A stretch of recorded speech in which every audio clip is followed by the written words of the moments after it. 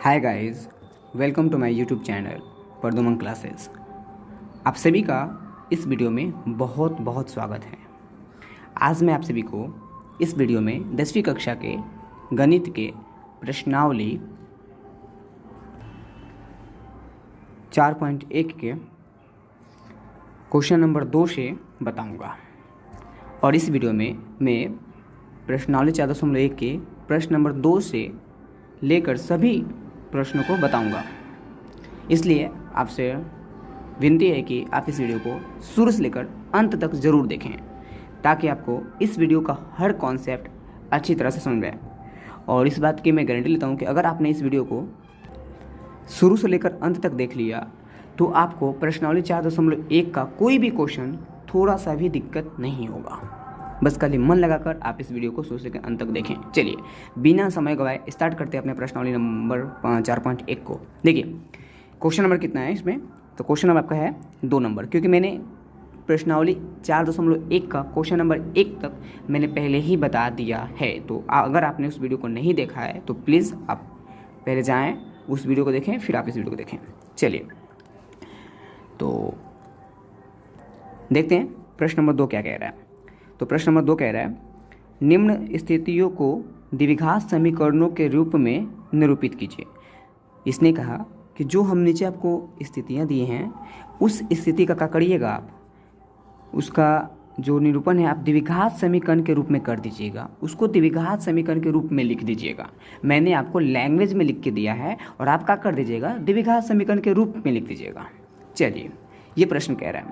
और प्रश्न नंबर 2 में 4 प्रश्न कुल, मैं आपको पहला बता रहा हूँ फिर आगे बताऊँगा। अच्छा देखिए, सबसे पहले देखिए कि प्रश्न नंबर 1 क्या कह रहा है। कह रहा है कि एक आयताकार भूखंड का क्षेत्रफल 528 मीटर स्क्वायर है। क्षेत्र की लंबाई मीटरों में चौड़ाई के दुगने से एक अधिक है। लंबाई जो है वो चौड़ाई के दुगने से एक अधिक है। हमें भूखंड की लंबाई और चौड़ाई ज्ञात करनी है। ये प्रश्न है। कभी भी इस प्रश्न सॉल्व करने से पहले आप हमेशा याद रखिएगा, प्रश्न को सबसे पहले पूरा पढ़ा जाता है, जिससे हमें समझ में आ जाता है कि क्या दिया हुआ है और हमें क्या निकालना है। चलिए तो सबसे पहले हम देख चुके हैं यहाँ पे कि आयताकार भूखंड है जिसका क्षेत्रफल है। तो आयताकार का कोई भूखंड है, हम क्या कर लेते हैं, सबसे पहले हम आयताकार का कोई भूखंड बना लेते हैं। तो देखिए हमने एक आयत बना लिया है, आयताकार भूखंड बना लिया है जिसका क्षेत्रफल कितना है, जिसका क्षेत्रफल है 528 मीटर स्क्वायर है। और इसका मैं नाम दे देता हूँ ABCD। कोई खास काम नहीं नाम देने का, बस वो अच्छा लगे। चलिए देखिए इसमें 2 बातें याद रखिएगा। जो लंबा होता है, जो बड़ा होता है ना, जो देखिए इसमें 2 भुजा मिलेगी, एक आमने सामने बराबर होती है और एक आमने सामने बराबर होती है। तो याद रखिएगा इन दोनों में जो लंबा होता है उसे लंबाई कहते हैं और जो थोड़ा छोटा होता है उसे चौड़ाई कहते हैं। चलिए अब देखिए इसने क्या कहा, प्रश्न को ध्यान सुनिएगा, बड़ा मजा आएगा पढ़ने में। तो प्रश्न कहा है कि जो इस आयताकार भूखंड है इसकी जो लंबाई है ना वो चौड़ाई से क्या है, वो लंबाई जो है चौड़ाई से दुगने से एक अधिक है। तो जाहिर सी बात है चौड़ाई कुछ तो रही होगी, तभी तो वो उससे दुगना है और एक ज़्यादा है, तो चौड़ाई कुछ ना कुछ मान होगा। तो लेकिन यहाँ पे चौड़ाई का मान तो है नहीं मेरे पास, तो मैं क्या कर लूँगा कि चौड़ाई को मान लूँगा कि वो x है। अब चौड़ाई x है तो जाहिर सी बात है लंबाई कितनी हो जाएगी, तो लंबाई हो जाएगी चौड़ाई के दुगने से एक अधिक। तो चौड़ाई कितना है हमारा, वो है x है। इसका दुगना करिए, इसका दुगना कर दीजिए और दुगने से एक अधिक कर दीजिए, मतलब एक जोड़ दीजिए, तो ये हमारी लंबाई हो जाएगी। तो आप देख चुके हैं चौड़ाई को हमने क्या माना x, तो लंबाई को क्या मानना पड़ेगा, 2x + 1 मानना पड़ेगा। तो चाहे तो आप ऐसे मान सकते हैं, अगर समझ में आया तो, और नहीं आया तो एक और उपाय है वो भी कर सकते हैं। लेकिन ज़्यादा बेटर ये रहता है कि जो कह रहा है प्रश्न उसको देखकर समझ जाए।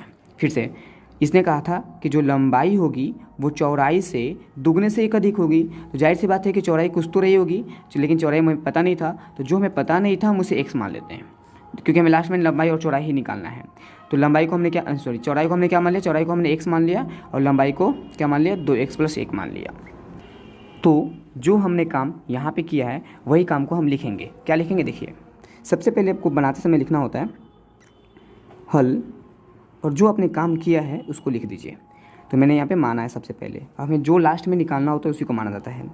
तो निकालना है हमें लंबाई और चौड़ाई, लिखेंगे माना कि माना कि, अब हम यहाँ पे जान चुके हैं कि लंबाई चौड़ाई के दुगने से एक अधिक था, तो चौड़ाई कुछ तो होगा, तो पहले चौड़ाई को मानेंगे। माना कि चौड़ाई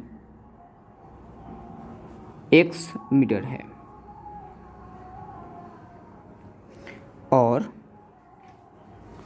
लंबाई कितनी हो जाएगी, तो लंबाई अगर बात की जाए तो लंबाई जाहिर सी बात है कि हो जाएगी चौड़ाई के दुगना करिए, तो चौड़ाई कितना है, चौड़ाई तो हमारा x है और इसका क्या कर दें, दुगना कर दें, मतलब 2 से गुना कर दें, अब प्लस कितना कर दें 1, तो चौड़ाई के दुगने से एक अधिक है लंबाई, तो लंबाई का मान इतना हो गया। अब ये आपका चौड़ाई हो गया और ये लंबाई हो गया। अगर इतना समझ में आ गया हो तो हम आगे बढ़े। चलिए, अगर ना समझ में आए तो आप इस वीडियो को फिर से देखें, समझ में आ जाएगा। देखिए, अब हमें प्रश्न में एक चीज़ दिया हुआ था कि जो ये आयताकार भूखंड था इसका क्षेत्रफल कितना है, 528। जब क्षेत्रफल दिया है तो जाहिर सी बात है क्षेत्रफल का ही सूत्र लगेगा, तो हम अपने आप से कुछ नहीं करेंगे, लिख लेंगे प्रश्न से, क्योंकि प्रश्न में दिया हुआ है, तो प्रश्न से हम ये लिख लेंगे। अब प्रश्न से क्या दिया हुआ है, तो लिखेंगे कि प्रश्न से दिया है एक आयताकार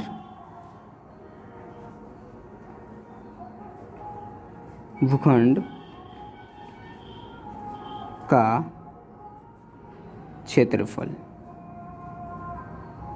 कितना है, तो एक आयताकार भूखंड का जो क्षेत्रफल है वो 528 मीटर स्क्वायर है। इतना हमें दिया था प्रश्न में। तो आप देख सकते हैं। आप ये बताइए हमें आयत का क्षेत्रफल किसके बराबर होता है, तो आप कहेंगे सर आयत का क्षेत्रफल होता है लंबाई गुने चौड़ाई, और आयत का क्षेत्रफल किसके बराबर दिया है, तो आयत का क्षेत्रफल बराबर दिया है 528, इतना दिया हुआ है।